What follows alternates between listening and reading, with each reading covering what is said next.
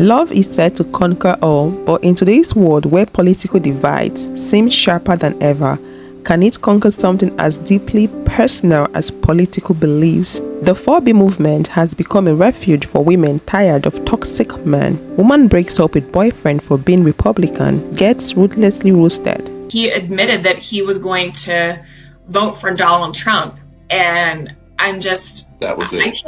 I can't share my life with somebody that's going to support that direction. I mean, this individual is a convicted felon, will say offensive remarks about women, about different ethnicities, and I find it highly offensive. How can this man lead our country when he's in a position of power and will openly insult different groups? It's very offensive. I believe that Kamala Harris is the leader that we need, and she gives us, a seat at the table. And if you're not at the table, you're on the menu. But I don't know how many people would have gone as far as to split with their significant other because of a political view. Do you regret your decision to leave? No, I am a strong woman, and I believe that women out there need to be strong and stay steadfast in their convictions. Ladies, we need to band together. Hello fam, how you all doing? In today's video, we are talking about women breaking up relationships, serving their husbands divorce letter because of who they voted for. The MAGA men are losing their women. Here's a quick question. Do you think politics is enough for a woman to divorce her husband? Do you think politics is enough for a girlfriend to break up a relationship with her boyfriend? Do you think politics is enough for a woman to break ties with family and friends, relatives, because of their choice of presidential candidate? Let's talk about it. Please take a moment to like this video and subscribe. Thanks a lot for your support. Y'all boys, bro, so look, today, bro, y'all know how to let you think shit like that, right, bro? Bro, my damn girlfriend, bro, she had broke up with me because I had voted for Donald Trump. And like, damn, was it that serious, bro? Like, I just, like, damn, bro, like, I didn't know, like, it was gonna ruin our relationship with the, you feel me, like, the politics and shit. Like, damn, I'm just like, she talking about, oh, you don't care about women's rights and shit like that. How? Like, how the fuck I don't care about it? Like, she taking that shit way too serious than what she was supposed to, bro. I don't know, bro. Shit crazy. Now look at you, you feel me, like, now you sad and she ain't win. So you might as well just bring your ass back over here, bro. No, because I want you to hear me when I say with my full fucking chest, if you voted for Donald Trump, I want you out of my life. Because at a base level, I don't care for friends. I don't care for family. Because if I'm going into a future where interracial marriage is even up for debate, I don't want you at my wedding. I don't want you there. If I travel out of state while on my period and my blood condition causes me to start hemorrhaging, and I happen to be in a state where women's health care is so strictly regulated that doctors feel like they can't interfere because any period-related bleeding could be a pregnancy and there's no interfering in that, and I bleed out and die because of the laws that are going to be left up to states' decisions, I don't want you at my funeral. If the Department of Education is defunded and my children can't go to school unless it's at a private institution that we cannot afford, and there's no way to get any assistance in affording this, I don't want you in my kids' lives. And that's just the beginning of it. So honestly, truly, if you voted for Trump, get out of my life. A divorce lawyer says she got 14 new clients after the election, nearly 3 times the normal number for the busiest of weeks. Political disagreements have been tearing families apart for a decade now, but 2024 seems to be on a whole other level. Which isn't surprising, of course. The contrast between the two respective sides of the political aisle could not possibly be more stark. And women's issues were, of course, one of the things that were at the center of this election. And it seems to have been a lot of women's last straw, if what divorce lawyer at Parker Lawyer on X experienced is any indication. In her tweet, she noted that aside from the fact that November is the slowest month of the year for divorce lawyers, a phenomenal week for her would be 5 new cases. Instead, she got 14 in just the 2 days after the election. And of course, it's possible that her surge in clients was driven by men, but it's highly unlikely as women initiate as much as 70% of divorce proceedings according to some estimates. And she's not the only legal professional who's noticed a surge. Social media is also full of posts from men saying that their wives have even already served them divorce papers since the election. Many of them, like this since deleted deleted Reddit post expressing shock that someone would end a marriage over just politics. But it's likely not just politics. The shocking misogynist rhetoric unleashed by people who voted like him since election night is frankly astonishing. All those your body, my choice chants among men who voted for the president-elect are... I don't even know what to say about that. Or probably even more relevant is the fact that polling has shown that Republican voters, the vast majority of whom are men, were largely misinformed not only on the facts of the issues at hand in this election, but more importantly, the Republican policy proposals put forth to solve them. With, for example, Google searches about tariffs going absolutely through the roof on November 6th. After the election was already over. For Democratic voters, on the other hand, the majority of whom are women, polling has shown the opposite to be true. So we can safely assume that most women are very familiar with what's about to come down the political pike. And among those potential policies is the elimination of no-fault divorce, which has been a fixation among Republican politicians, men's rights activists, religious conservatives, and many others for quite some time now, and would mean women were only permitted to divorce their husbands if they could prove some kind of wrongdoing, which is of course impossible in most cases. As another woman on X put it, when it comes to divorce, there's a real feeling that women better do it now if they want to do it. And it seems like an awful lot of them are drawing this same conclusion. As the old saying goes, elections have consequences. Love is patient, love is kind. But what happens when love votes red and blue? Relationships have always had their challenges, money, family, and more. But in today's world, political views are becoming a deal breaker for many. Is it possible to find harmony when your ballot says one thing and your partner's says another? Let's talk about it. A 2023 study found that over 40% of young adults see political differences as a major deal breaker. What do you think about that? Here's the thing. Politics isn't just about policy anymore. It's about identity, your values, your worldview, how you see society and your place in it. When two people's views clash, it can feel like more than a disagreement. It's personal. I am super sad. And let me tell you why. Today, someone I considered a very dear friend, someone I thought would be a lifelong friend, has decided that we cannot be friends because of my vote.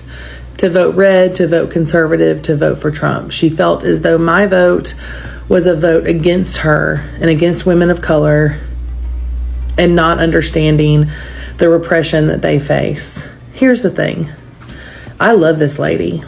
I dearly love her. And I never thought that would be her reaction. We've always had political conversations. We've talked about these things. We worked together for many years. And I thought that we were above it. I knew we had differences, but I thought we respected each other's differences, but apparently we don't. So I did not vote against you, my friend. I love you. I will continue to love you from afar, but I will not have a relationship with you after the words that you said to me today. But let me tell you this, I stand by my vote. I stand by my vote because it's a vote to protect souls that have yet to be born into this world, babies. I stand by my vote because it's a vote to protect children from being disfigured and demantled for the name of gender. I stand by my vote because it protects my children from boys and girls sports and hurt that they could get from that, the trauma they could get from that. I stand by my vote because it'll affect the economy. Everybody was living better under Trump. You know that, and I know that. So my friend, I'm so sorry to lose you as my friend, and I loved you very much. But I will not sacrifice my beliefs for one relationship. I love you no matter your color. I love you no matter how you voted. But I will not be talked to that way. I will not be berated, and I will not be accused of voting for evil because you don't agree for it. I stand for my vote. Is right now like a bad time to ask a girl out? Like, should I wait a couple days, wait a couple weeks? The women in his comment section were all on the same vibe. My taxi light is off. This woman said she canceled 3 dates this week. Just ended it with a guy of 2 months for him saying, "Aw, don't cry, it's only 4 years, it'll be okay. I paused all my dating apps, we need some time." And for the women who were slightly open to the idea, this is how they feel. If you're standing on the good side of business, come pick me up, I'm ready. I think you can ask her out, but you better be healed and treat her like a princess and fight for her rights. So this one is the one that kind of caught my eye. It says the fact that you're asking makes you one of the good ones. Not necessarily. Being a straight white dude that likes Trump but is only into liberal women is a lot like being in the closet. Because it's like they're going to ask you about it eventually. And you have to say what we all say, which is, yeah, I don't really follow politics. You got to be discreet. You got to be really good at it. And it's not that hard once you get used to it. You just like lie a lot. If you are a liberal woman and you want a liberal man, don't let him get away with the excuse that he's not into politics, because some of them are doing that intentionally. There are plenty of conservative women that he could pair up with, but they don't want that. They always want to change a woman's mind. Knowing good and well they don't believe in anything that you stand for. They don't believe in your rights. They don't believe in equality. None of that. But they do want to date. They are well aware that their ideology isn't popular with the women that they want, so they're not telling you the truth. Do you think political differences should spell doom for a relationship? Everyone has got the right to believe in whatever they believe in. Everyone has got the right to believe in whatever political candidate they want to believe in. But do you think it's possible for anyone to coexist with a partner that doesn't have the same political views as they do, or even cohabit with friends or still remain friends with people that are not in the same political party as you? Some TikTokers are of the opinion that it doesn't make sense for any woman to want to divorce her husband or even want to break up a relationship because of difference in their political views. No, because if you are willing to cut off family, friends, anybody in your own personal life whose views don't perfectly align with yours, you're the problem right now. You're the problem right now, and I guarantee that kind of behavior will cause more of a divide in your own life than this election ever will. Okay? Your true colors are showing. I opened up Facebook this morning to so many posts saying, if you voted for this person, I don't care who you are, go ahead and unfriend me. I'm gonna let the trash take itself out. Okay, girl. I do not care who you voted for, but I do care how you're treating people who voted differently than you. And that's what it really boils down to. I have close friends in my life who I know voted differently than me. And I'm not unfriending anybody because of the way they voted. But I will be unfriending anybody who is like openly bashing and blocking their own grandma on the Facebook comments. Because that is telling me all I need to know about you as a person. I've seen about 7 videos about people cutting people off, friends and family, for voting differently than them. 2 of them were talking about divorce. I need you to hear me right now. If you are cutting people off because they vote differently than you, you have the IQ of a burnt bag of popcorn. You have the IQ of a flat tire. The breadcrumbs at the bottom of your air fryer have a higher IQ than you if you're doing this. I am all in favor and even encourage cutting people out of your life that disrespect and mistreat you. But just because they have a different opinion than you, absolutely insane. I mean, a lot of you are burning bridges with your parents because they voted differently than you. Do you know who else encourages you to distance yourself from people who think differently than you? Cults do. Just goes to show that a lot of you feel like what happens in the White House is more important than what happens in your house, which could not be further from the truth. I'm sorry, it's just wild to me how a lot of you are willing to throw years, decades worth of relationships away over a person who will never know your name. And also, how do you plan on seeing the change that you would like to see if you no longer are interested in dialogue? Again, friends and family who are genuinely disrespectful to you, please get rid of them. But if you're allowing an election cycle to come between you and your loved ones, you really have to rethink your priorities. My favorite videos right now are all the young, obviously impressionable, easily manipulated young women on TikTok making videos bragging about how they're breaking up with their boyfriends. They've broken up with their boyfriends, whatever, because they voted differently than them, aka they voted for Trump. And I'm like, oof, yikes. First of all, you seem fun. Very emotional, very illogical. Second of all, it's so funny. These are the same guys.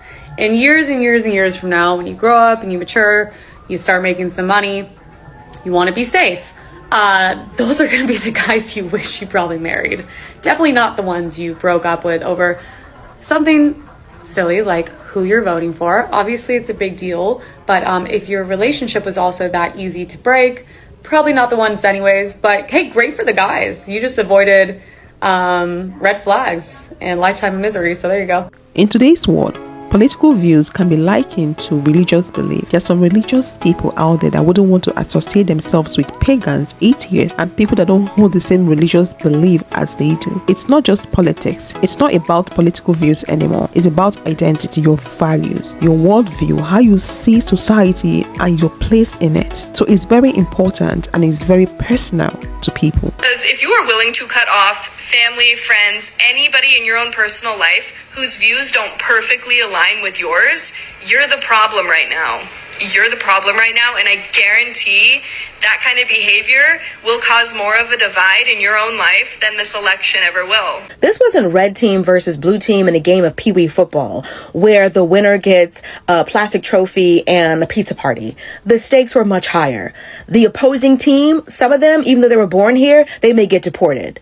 The opposing team may not be able to get married. The opposing team may lose their health care. People are realizing that this is more about your character. The reason why you can stay in a friendship is because you're able to compartmentalize. You can listen to an LGBTQIA content creator and love their work. You can listen to Black people and love, they could be your favorite player on your favorite team, but you don't care if police have immunity and are able to shoot those people down in the street. Like, you're able to say, but I like this one. I think people are realizing that when we're not at the Thanksgiving table, when we're not at the book club meeting, when we're not at brunch, when we're not at church, when we're not at work, you could care less about them as a human being.